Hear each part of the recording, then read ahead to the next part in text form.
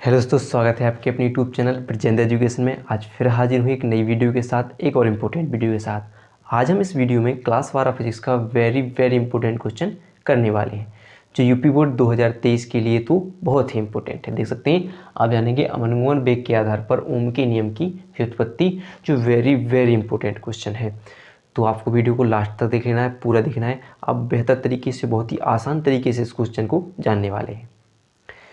तो चलिए वीडियो को स्टार्ट करते हैं, और अगर वीडियो पसंद आए तो लाइक और चैनल को सब्सक्राइब करना ना भूलिएगा।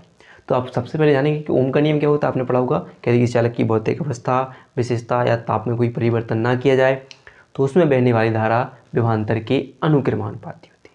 यानी कैसे होती है कि V अनुक्रमानुपाती I, और जब हम चिन्ह हटाते हैं अनुक्रमानुपाती का तो हो जाता है RI। R क्या होता है? एक नियतांक होता है। R अगर V/I बराबर, I कहाँ जाएगा? V के नीचे, और यहाँ R क्या होगा? एक नियतांक होगा, और हमें इसी को सिद्ध करना है।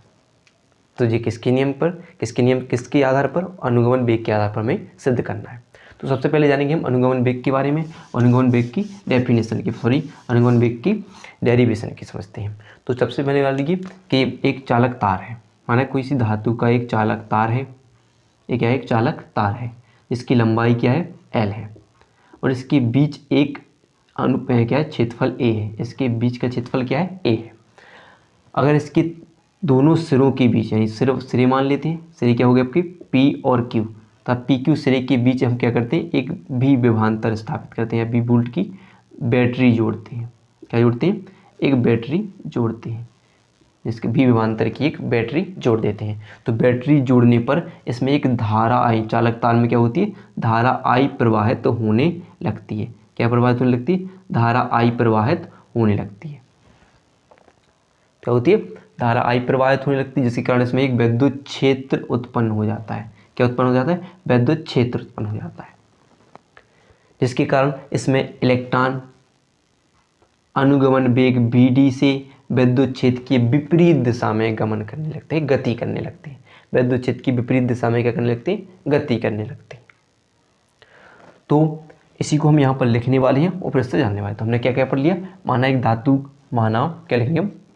माना धातु का एक तार, धातु का एक तार जिसकी लंबाई क्या है? जिसकी लंबाई क्या है? जिसकी लंबाई L तथा परिच्छेद क्षेत्रफल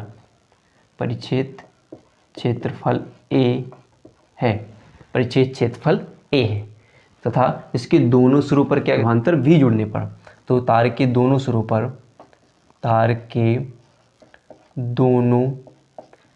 पर विभवांतर V स्थापित किया जाता है, जिससे तार में क्या बहने लगती है? धारा I प्रवाहित होने, जिससे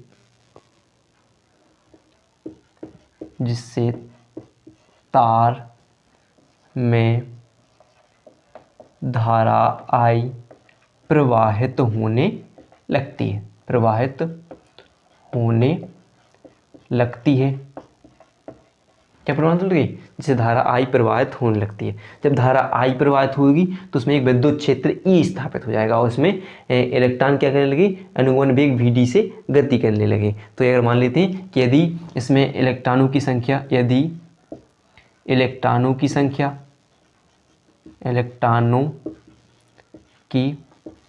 संख्या n तथा अनुगमन वेग क्या हो? Vd हो, तब क्या होगा? तो इसमें जो धारा बह रही है वो क्या हो जाएगी? देखिए आप कि I बराबर NeAVd। क्या होगी? NeAVd। आपने अनुगमन वेग तथा विद्युत धारा में संबंध तो पढ़ा होगा। तो अगर नहीं पढ़ा हो तो डिस्क्रिप्शन में जाइए या आई बटन में जाइए, वहाँ पर आपको अच्छी तरीके से बताया गया है, तो आप पहले उसे पढ़ लीजिएगा। उसी के आधार पर हमने यहाँ लिखा है कि ये धारा अनुगमन वेग VD उसी में संबंध है, तो हमने पढ़ लिया। यहाँ जो E होगा वो इलेक्ट्रॉनों पर आवेश होगा, E इलेक्ट्रॉन पर आवेश है, ठीक है। E इलेक्ट्रॉन पर आवेश है, N है इलेक्ट्रॉनों की संख्या, मुक्त इलेक्ट्रॉनों की संख्या, VD अनुगमन वेग है और ये क्या है, क्षेत्रफल A है, ठीक है। तो इसे नाम देते हैं, समीकरण 1 नाम दे देते हैं। तो क्या होगी, यदि इलेक्ट्रॉनों की संख्या n हो और उसके अनुगमन वेग भी हो VD हो, तो इसमें धारा क्या होगी, I बराबर NE A VD, यानी धारा तथा अनुगमन वेग के संबंध से।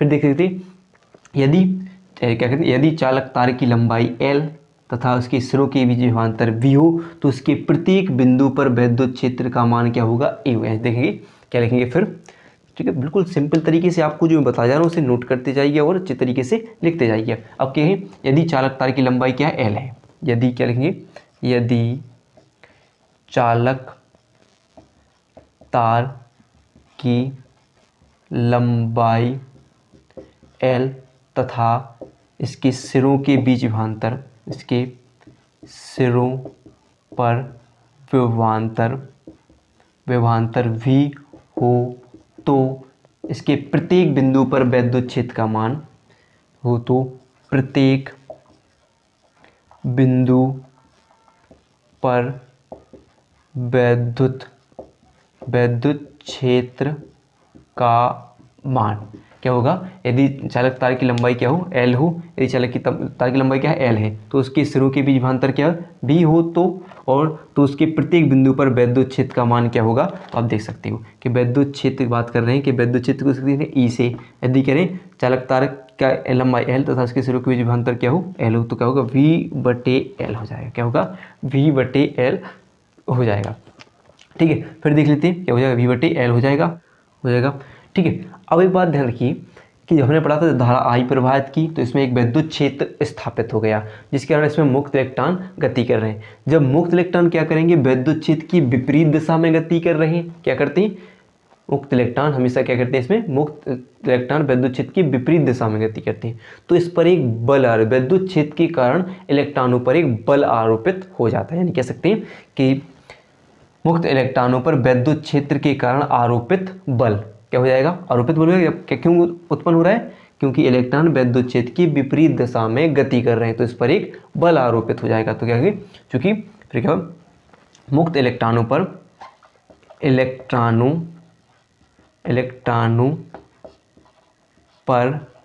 विद्युत क्षेत्र के कारण आरोपित बल, किसी कारण विद्युत क्षेत्र के कारण आरोपित बल, तो आरोपित बल क्या होगा, विद्युत क्षेत्र, किसके कारण हो रहा है, विद्युत क्षेत्र। आपने विद्युत क्षेत्र की तीव्रता की परिभाषा पढ़ी होगी, E बराबर F/Q, क्या होती है, E बराबर F/Q, किसी परिक्षण आवेश तथा उस पर लगने वाले बल के अनुपात को विद्युत क्षेत्र की तीव्रता कहते हैं। तो आपने पढ़ा होगा, अगर हम इसे क्या करेंगे, त्रिज्या गुणा करेंगे तो F बराबर क्या हो जाएगा आपका, EQ हो जाएगा। और आपने पढ़ा होगा Q बराबर NE पढ़ा होगा, N मान लो इलेक्ट्रॉनों की संख्या क्या है, N 1 है, एक इलेक्ट्रॉन के लिए बात कर रहे हैं, तो क्या होगा, इलेक्ट्रॉन की संख्या कितनी है, 1 है, तो क्या होगा, E हो जाएगा नहीं, 1 रखेंगे और क्या हो जाएगा यहाँ पर E हो जाएगा, यानी Q बराबर क्या हो जाएगा, E। तो हम यहाँ पर लिख देंगे कैसे कि F बराबर E इंटू क्या हो जाएगा, E इंटू स्मॉल E हो जाएगा।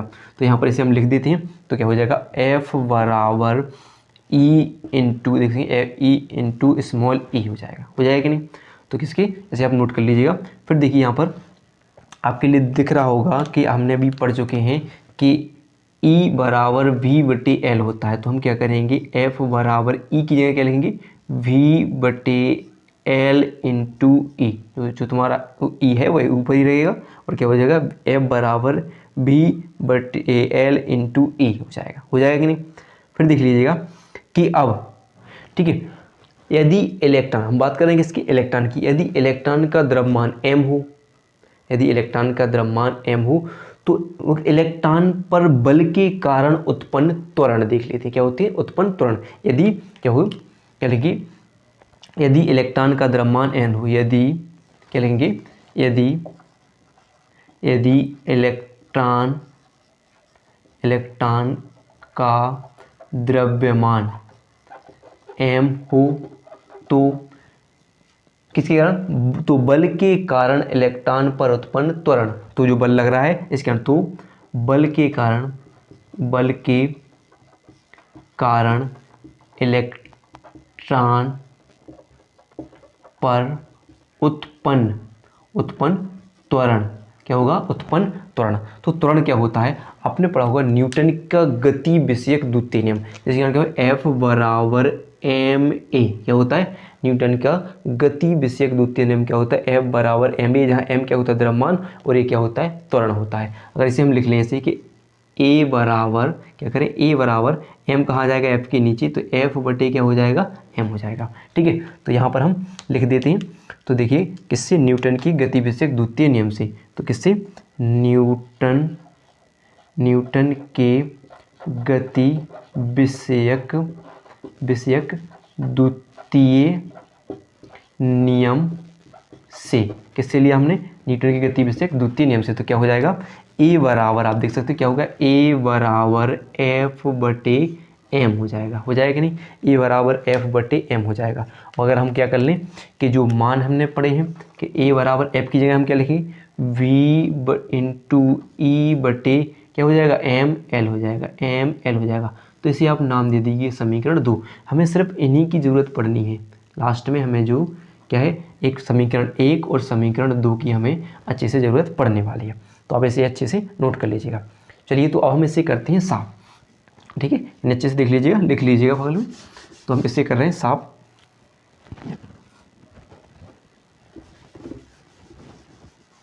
तो अब देख लेते हैं, तो यहाँ पर साफ हो गया। अब आपको जो भाषा बताने वाला हूँ बिल्कुल आप ध्यान से सुनना, बिल्कुल अच्छे से सुनना, ठीक है। तो देखिए क्या होता है कि अब इतनी निकल चुका। अब क्या होता है, आपने पढ़ा है कि उस चालक तार के भीतर हमने क्या पढ़ा था कि जो इलेक्ट्रॉन क्या कर रहे थे, इलेक्ट्रॉन विद्युत क्षेत्र की विपरीत दिशा में चल रहे थे।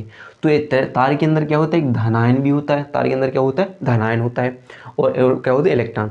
अब इलेक्ट्रॉन जब विद्युत क्षेत्र की विपरीत दिशा में चलते हैं तो क्या कहते हैं, ये धनायन से टकराते जाते हैं। क्या करते हैं, टकराते जाते हैं। इलेक्ट्रॉन की धनायनों से दो क्रमागत टक्करों के बीच लगे समय अंतराल को क्या बोला जाता है, श्रांति काल उत्पन्न, वो कहा जाता है। यानी अब क्या होगा कि जब जो इलेक्ट्रॉन की धनायनों से दो क्रमागत टक्करों के बीच के समय अंतराल को श्रांति काल कहा जाता है। यानी क्या कर रहे हैं, इलेक्ट्रॉन किससे टकरा रहे हैं, धनायन से टकरा रहे हैं, और धनायनों से दो क्रमागत टक्करों के बीच लगे समय अंतराल को श्रांति काल कहा जाता है। इसे हम लिखते हैं टॉ से। क्या लिखते हैं, टॉ से। और जो टकराता है तो इलेक्ट्रॉन के वेग में क्या हो जाती है, वृद्धि हो जाती है। यानी वृद्धि कितनी हो जाती है, ए टॉ की वृद्धि हो जाती है। वृद्धि की बात की जा रही है कैसे, यहाँ पर देखिए त्वरण कितना है, ए, यहाँ पर त्वरण कितना ए, और यहाँ पर कितना त्वरण हो गया, ए टॉ हो गया। यानी बात की जाती है कि त्वरण की परिभाषा क्या होती है, ए बराबर क्या होती है, त्वरण बराबर क्या होता है, वेग परिवर्तन बटे टी। यानी क्या होता है, वेग परिवर्तन की दर को त्वरण, यानी परिवर्तन तथा परिवर्तन में लगा समय क्या है, टॉ। और यहाँ पर क्या लग रहा है, परिवर्तन में समय क्या लग रहा है, हमें टॉ लग रहा है। तो क्या लिखेंगे, क्या हो जाएगा, टॉ। अगर हम इसे हम अच्छे से या गुणा करके लिखेंगे तो क्या होगा, परिवर्तन क्या हो रहा है, बी। यानी वेग परिवर्तन कितना हो जा रहा है, परिवर्तन के चिन्ह क्या हो रहा है, डेल्टा, और क्या है, बी। तो कितना हो गया, ए टॉ हो गया। यानी त्वरण के पहले क्या था, त्वरण क्या था, ए, त्वरण ये देखिए यहाँ पर ए था, और यहाँ पर क्या हो गया, ए टॉ हो गया। तो क्या लिखेंगे कि जब इलेक्ट्रॉन की, यानी जो चालक तार के अंदर इलेक्ट्रॉन धनायनों से टकराते जाते हैं और विद्युत क्षेत्र की विपरीत दिशा में गति करते हैं, ठीक है, कोई किसी वेग से विद्युत क्षेत्र की विपरीत दिशा में गति करते हैं, तो फिर क्या होता है कि उनकी मान में कितने की वृद्धि हो जाती है, ए टॉ की। यानी जब क्या होता है कि किसी एक इलेक्ट्रॉन की धनायनों से दो क्रमागत टक्करों के बीच लगे समय अंतराल को श्रांति काल कहा जाता है, जिसे कि लिखते हैं टॉ से। तो उनके कितनी की वृद्धि हो जाती है, ए टॉ की वृद्धि हो जाती है। अब वृद्धि की बात की जाए तो त्वरण की वृद्धि हो रही है, कितनी हो रही है, ए से कितना हो गया, ए टॉ हो गया। तो परिभाषा देखिए, त्वरण की परिभाषा कि ए बराबर डेल्टा वी बटे टी, यानी वेग परिवर्तन उसमें लगा समय टी। तो यहाँ पर हमारा समय अंतराल क्या था, टॉ, तो हमने टी की जगह क्या लिख दिया, टॉ लिख दिया। तो त्रिज्या गुणा कर देखा पर तो कितना परिवर्तन हो रहा है, ए टॉ हो रहा है। तो हम क्या लिखेंगे कि क्या हो जाएगा, क्या लिखेंगे, दो क्रमागत टक्करों के बीच कितनी वृद्धि हुई, ए टॉ की वृद्धि होती है। तो भाषा क्या लिखेंगे कि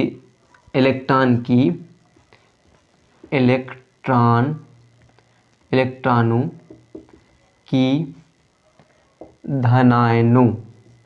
धनायनों से दो क्रमागत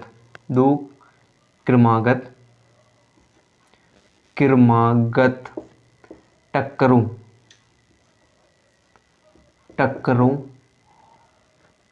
के बीच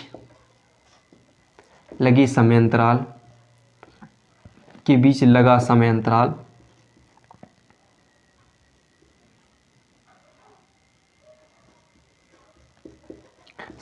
क्या हो गया, टो हो गया, तथा उसमें क्या हो जाती है, टो हो जाती है, तथा जिससे उसमें ए टो की वृद्धि होती है। किसकी? ए टो की वृद्धि हो जाती है। जिससे क्या होती है, उसमें ए टो की वृद्धि है। जब इलेक्ट्रॉनों की धनायनों से दो क्रमागत टक्करों के बीच लगे समयांतराल क्या होता है, टो होता है, और जिससे उसमें ए टो की वृद्धि हो जाती है। क्या बढ़ जाता है, ए टो की क्या हो जाती है, इसमें वृद्धि हो। आप जानते हो कैसे हो जाती है कि त्वरण बढ़कर कितना हो जाता है, ए टो हो जाता है। अगर बात कीजिए कि इसका ऊष्मीय वेग, उसमें वैद्युत क्षेत्र उपस्थित नहीं हो, क्या हो कि अगर जो चालक तार है, चालक तार में क्या हो, वैद्युत क्षेत्र अनुपस्थित हो, यानी वैद्युत क्षेत्र अनुपस्थित हो तो इलेक्ट्रॉनों का ऊष्मीय वेग क्या हो जाएगा, u1 हो जाता है। क्या नहीं, जब चालक तार के बीच क्या नहीं हो, वैद्युत क्षेत्र अनुपस्थित हो, तो उस समय पे अनुगमन वेग बढ़कर क्या हो जाता है, यानी अनुगमन वेग क्या हो जाता है, u1 हो जाता है। और फिर कंडीशन ऐसी आ जाए कि वैद्युत क्षेत्र उपस्थित हो, फिर बाद में वैद्युत क्षेत्र की उपस्थिति में क्या हो जाएगा, वैद्युत क्षेत्र की उपस्थिति में क्या हो जाएगा, u1 प्लस ए टो1 बढ़कर क्या हो जाएगा, u1 प्लस ए टो1 हो जाएगा। क्या हो जाएगा, हो जाएगा, बढ़ जाएगा, क्या हो जाएगा, u1 प्लस ए टो1 हो जाएगा। जहाँ टो1 क्या होगा, समय दो क्रमागत टक्करों के बीच लगी समय अंतराल क्या होगा, टो1 हो जाएगा।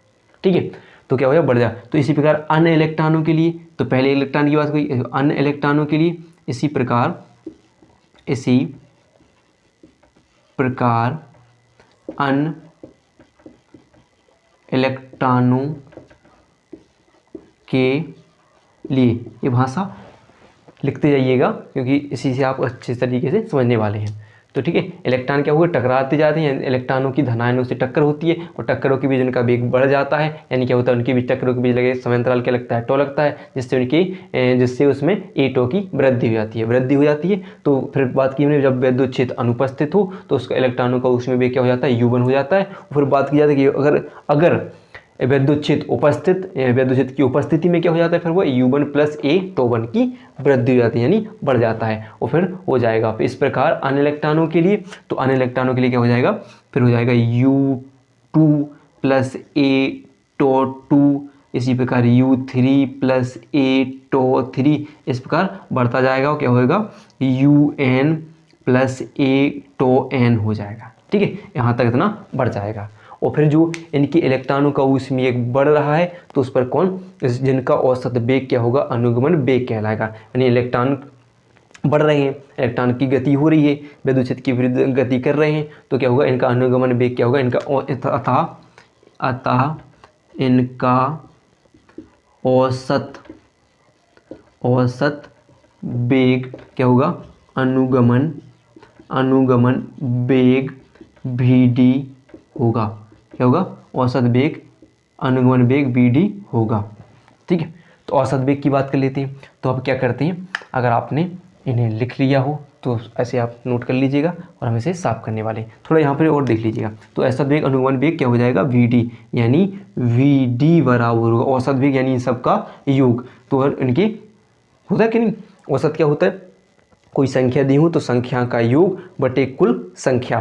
तो इनका औसत वेग निकाल लेंगे, तो क्या है, पहले देखिए कि u1 प्लस ए टो1, तो क्या लिखे, u1 plus A to plus u2 देख सकेंगे, u2 प्लस ए टो2 प्लस u3, देखेंगे आप लिखते जाइएगा, u3 प्लस ए टो3 डॉट डॉट क्या होगा, un प्लस डॉट डॉट क्या हो जाएगा, U N plus A to N हो जाएगा। और यहाँ पर कुल क्या होगा, एन क्या होगा, औसत क्या होगा, एन। कुल संख्या कितनी होगी, एन मान लेंगे, तो यहाँ पर हो जाएगा। अब यहाँ पर हम कर रहे हैं साफ। अब यहाँ पर अच्छे से तरीके से आप नोट करते जाइएगा, ठीक है। तो आप देख लीजिएगा। और यहाँ पर आप पहला समीकरण लिखे रहेगी, यहाँ पर चलिए देख लेते हैं। आपने पहला समीकरण तो लिख लिया होगा। अब देखिए, तो अब हम क्या करते हैं, इनको जो यहाँ पर क्या करेंगे, थोड़ा अलग कर लेते हैं। जैसे u1 u2 u3 को अलग कर लेते हैं, यानी वी डी बराबर क्या होगा, u1 plus u2 plus u3, ठीक है, इंटू क्या होगा, un कर लेते हैं। और नीचे क्या होगा, सब अलग अलग n, यानी अलग अलग कर लेते हैं, तो n भी क्या हो जाएगा, इसका भी अलग हो जाएगा। प्लस क्या कर लेते हैं, a टो1 प्लस a टो2 प्लस a टो3 प्लस क्या हो गया, a टो n को हमने इनके लिए भी अलग किया, तो दोनों के लिए क्या होगा, n होगा, कुल दोनों के लिए n होगा, तो यानी नीचे दोनों के n होगा, तो हम लिख लेते हैं। फिर क्या होता है कि औसत अनुगमन, यानी जैसे देखते हैं औसत ऊष्मीय वेग, जो औसत ऊष्मीय वेग का मान क्या होता है, शून्य। क्या के लिए औसत अनुगमन वेग, औसत ऊष्मीय वेग क्या होता है, शून्य होता है। तो इलेक्ट्रॉनों का तो क्या लिखिए, इलेक्ट्रॉनों का ऊष्मीय वेग क्या होता है, शून्य होता है। क्या होता है, शून्य होता है। तो इलेक्ट्रॉनों का औसत क्या हो गया, ऊष्मीय वेग क्या हो जाएगा, शून्य हो जाएगा। यानी तो क्या होगा, वी डी बराबर क्या हो जाएगा आपका, 0, यानी शून्य हो जाएगा। प्लस यहाँ पर देखिए क्रांतिकाल पड़ा, किसी क्या है, इलेक्ट्रॉनों की धनानों से दो क्रमागत टक्करों के बीच लगी समय अंतराल क्या होगा, औसत। यानी क्या होगा, जब यहाँ पर टो1 प्लस टो2 प्लस टो3 प्लस टो एन बराबर क्या हो जाएगा आपका, टो हो जाएगा, यानी औसत क्या होगी, औसत समय अंतराल क्या होगा, औसत समय अंतराल तो है प्लस, और क्या होगा बराबर क्या होगा, टो। तो हम क्या लिख देंगे कि क्या हो जाएगा, टो1 प्लस टो2 प्लस टो3 की जगह, यानी यहाँ पर देख लीजिए आप ऐसे कर लीजिए, ए कॉमन ले लीजिए, अंदर क्या बचेगा, टो1 प्लस टो2 प्लस टो3 डॉट डॉट क्या होगा, टो एन हो जाएगा। और इन सब के लिए क्या होगा, क्या हो जाएगा, आप क्या लिख सकते हैं, टो लिख सकते हो। तो आप क्या लेंगे कि वी डी बराबर 0 प्लस ए टो हो जाएगा। क्या हो जाएगा, ए टो हो जाएगा। तो यहाँ पर आप लिख लेना, ठीक है, टो हो जाएगा। फिर आप यहाँ पर साफ करते हैं। अब आपने देखा होगा कि अभी हाल अपने समीकरण 3 देखा होगा, कि आपने देखा समीकरण अपने पढ़ा होगा, ए बराबर क्या पढ़ा आपने, ए बराबर B E into M L, जैसे हमने समीकरण 2 नाम दिया था। और समीकरण 1 क्या था हमारा, समीकरण 1 क्या था आपका, आई बराबर N E A V D. अब इसे लिखी रहिए, इसमें इनकी ज़रूरत पड़ने वाली है। तो अब क्या करेंगे, अब हम मान रख देती हैं, देखिए आप, तो क्या लिखेंगे, समीकरण 2 से वी डी बराबर, ये तो हो जाएगा आपका शून्य, यानी क्या बचेगा, ए टो बचेगा।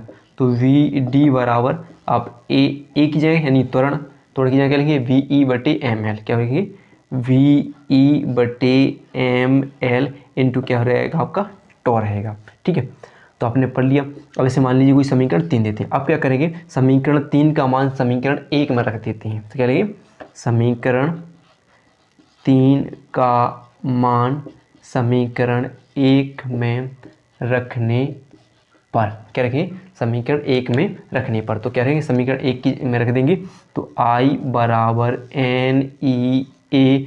अब हम बी डी की जगह क्या लिखेंगे, क्या लिखेंगे, बी ई टो बटे क्या हो जाएगा आपका, एम एल हो जाएगा। क्या हो जाएगा, एम एल हो जाएगा, ठीक है। तो अब थोड़ा हम इसे भी साफ कर लेते हैं। तो आपको समझ में आ गया हो, तो बस पसंद आई हो वीडियो तो लाइक ज़रूर कीजिएगा, और चैनल को सब्सक्राइब करना बिल्कुल भी ना भूलिएगा। चलिए देख लेते हैं। अब क्या हो जाएगा, देखिए आपका, अब आप कर लीजिए ऐसा, कैची गुणा कर लीजिए, मान लीजिए कैची गुणा। तो क्या हो जाएगा, यहाँ पर क्या हो जाएगा, N E A V E to, ये क्या हो जाएगा, इस साइड निकल आएंगे, उस साइड क्या हो जाएगा आपका, आई एम एल हो जाएगा कि नहीं। अब क्या कीजिए कि v को यहीं पर रहने दीजिएगा और i को इसके पास पहुंचा दीजिएगा, हो जाएगा, यानी एम एल रहेगा वहीं पर, और ये सब इसके पास N E A E to कहाँ पर पहुंचेंगे, नीचे पहुंच जाएगी, N E A E to कहाँ पर पहुंचाएंगे, नीचे पहुंच जाएंगी। अब बात कर रहे हैं, तो जहाँ पर क्या होगा, जो एम एल बटे एन ई ए ई तो क्या है आपके क्या होंगे नियतांक होंगे, क्या होंगे नियतांक। यानी आप इससे इस प्रकार लिख सकते हैं एन ये हो जाएगा स्क्वायर, यानी V/I बराबर ml, यहाँ ई क्या होगा आपके स्क्वायर, यानी एन ई स्क्वायर हो सकता है और ए तो हो जाएगा। यानी यहाँ पर क्या होंगी जहाँ ml/ne स्क्वायर ए तो एक नियतांक है, क्या है नियतांक है। तो नियतांक है मतलब क्या है, तो उसे हम क्या लिख सकते हैं आर लिख सकते हैं। तो V/I बराबर क्या हो जाएंगे आर, ये क्या होगा यहाँ पर नियतांक, बात की जाएगी नियतांक हो, यानी ये क्या होगा नियतांक हो जाएगा।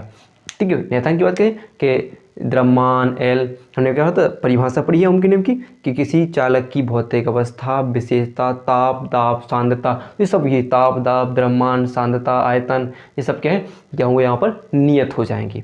तो इस प्रकार क्या होगा V/I बराबर क्या होगा एक नियतांक हो, नियतांक क्या हो जाएगा आर। इस प्रकार यह क्या होगा, यही आपका ओम का नियम है, यही ओम का नियम है। ठीक है, इसके लिए सभी मान जो द्रव्यमान लंबाई इसके बाद जो क्षेत्रफल ये सब क्या होते हैं नियत होते हैं और ये क्या हो जाएगा आर नियतांक आ जाएगा। तो अगर वीडियो पसंद आई हो तो वीडियो को लाइक और चैनल को सब्सक्राइब करना ना भूलिए।